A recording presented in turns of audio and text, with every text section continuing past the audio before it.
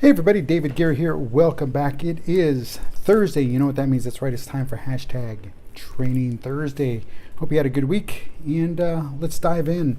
Today we're going to continue with time management, and we're going to continue talking about our calendars and scheduling and some do's and don'ts when it comes to scheduling, because it is very important to follow some very basic rules. They're so fundamental, but sometimes if we don't stop to think about it, it's just gonna, and poof, it's gone, and next thing you know, it's time for the meeting, it's time for the event, and something is lacking, and that, my friends, is not a good thing. You don't want to get caught lacking, especially when you have a great tool in front of you. It has all the resources you need, but yet you fail to use it properly. So you might want to do like a little checklist. You know what? There's going to be a checklist on the website at daveguerra.com, and I'll put the link right here, and it'll be in the show notes. So check it out. Now, when it comes to using your calendar, there are definitely some do's and don'ts. And you know what? Let's just dive into it. The first do, use it all the time. Do use your calendar all the time. Make it a habit. Make it that you can't live without it. It really is that important. The tool, you carry it with you. Again, it's on your cell phone, it's on your PC, it's on your wrist. Doesn't matter. Use it all the time, because again, if you don't use it, what good is it? Now, when it comes time to using it, be sure you fill in as many fields as possible. It's important that you fill in fields, because without, well, just use everything. Even if it's just so mundane, it doesn't matter. Fill it in. Fill in every field that you see. You've got so many, and then there's some that you can even add. And you can add those just to suit your specific needs. Because again, everybody's different. While it tries to cover as much as possible, it does allow for user fields to be added, and that's a good thing.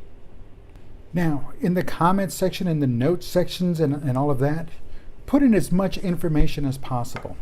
If and then same thing applies in the regular fields, in those fields I just talked about. Put in as much information as possible. You know, say in the name section, well, put the formal name, the full name. In this case, my name is David, but put in parentheses Dave, likes to be called Dave, or Mr. Guerra, or whatever. Whatever. Use that field. Use all the fields. Put in as much information as possible. Put in addresses, business, personal addresses, or if there's an event, where that address is, and phone numbers. Phone numbers to the person that invited you, their phone number. And if they want to give you their personal number, don't abuse it. Do not abuse personal numbers, but do use them if you have to. And because they're trusting you. The next thing is to definitely put directions. See, when it comes to directions, you want to make sure you have the right ones. You don't want to end up at some event center and that's not the one because it started or it sounds like the one you thought it was. Verify the addresses, verify the location, verify where you're going, and driving directions, and anticipate alternate routes just in case, because you never know. You never know. Now, let's see what else. Oh yes. Do share your meeting information with other people, especially those that are supporting you. If you've got a staff that will either that does the coordination, make sure they're up to date. Make sure their information is up to date, because you're updating your information doesn't necessarily mean that their information is up to date. So make sure that everything is synchronized, not just within yourself, but with others you invite to the event or onto the calendar. Now, what I mean by others, make sure that if it's an event, make sure, and you're putting it together, make sure that you coordinate with caterers and security and transportation people and any other kind of logistics you need. Make sure that they are informed, that they are kept in a loop. Do recheck your entries periodically. This is to ensure that you don't miss anything. Now, yeah, you put it in on Friday and you're out the door, because that's what you wanted to do. You waited till Friday afternoon to put stuff into the calendar and you're out the door. Over the weekend, you remember things. And then comes Monday. Well, guess what? Go check right away on Monday, because if you don't check, there's going to be a problem, because you're going to forget. And now this thing that you remembered you needed to put in is not there. check periodically, especially as you start getting closer and closer to the days of these events or these meetings. Make sure everything's up to speed. Everything you've got to do, make sure it's done. Now, the next thing I want you to check on, yes, your prompts, your reminders, the bells and whistles. Make sure they're working. Make sure that they are working, because if they're not working, what good are they? What good is a reminder if the reminder is not on? Have a backup reminder. I know on iPhone, on the calendar on iPhone and reminders, they allow you to have two, like one 5 minutes before or an hour before, and then another one at the time of the event or 5 minutes before the event. It just depends. Use them. Use them. Make sure they work. Test them out. If you're not too sure how they sound, what they sound like, create an event for 5 minutes from now, and let's see what it sounds like. Work on it. Don't hesitate to use it.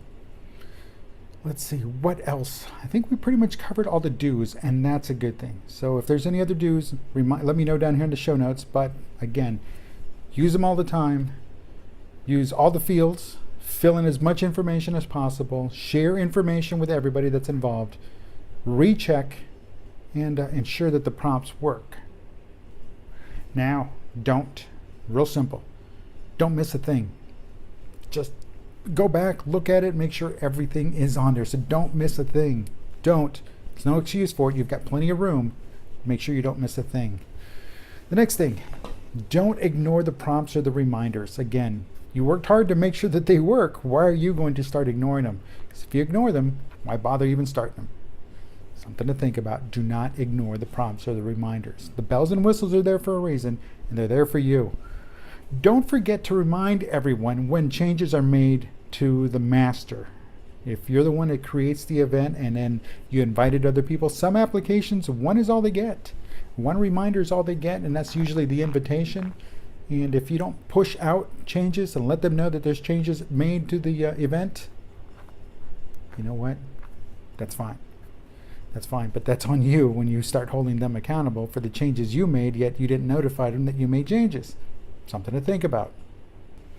Now, what else to think about is when you make changes, and if your application allows you to push changes out to other people, you might want to do a little follow-up, especially if it runs in the background and it makes changes in the background, to not ignore their notification that there's been a change. Because again, there's a change for a reason. You want them to know about the change, otherwise you wouldn't have pushed it out there. But if their notification doesn't pop up and tell them that there's been a change, and if they just ignore it, and then again, you hold them accountable because you did your stuff, but they chose to ignore it, well, it kind of makes them look bad, and that's not what you're in this for. So ensure that they are aware that there's been a change. So do a little follow-up email. And if they didn't get it, well, you know what? Now they got it. So it doesn't hurt to follow up, even with them after you've made your changes. And you felt comfortable that the system pushed the change, but it doesn't hurt. Okay, now, lastly, this is it. The biggest don't. Don't forget to use it all the time. Again, do remember to use it all the time. Also, don't forget to use it all the time.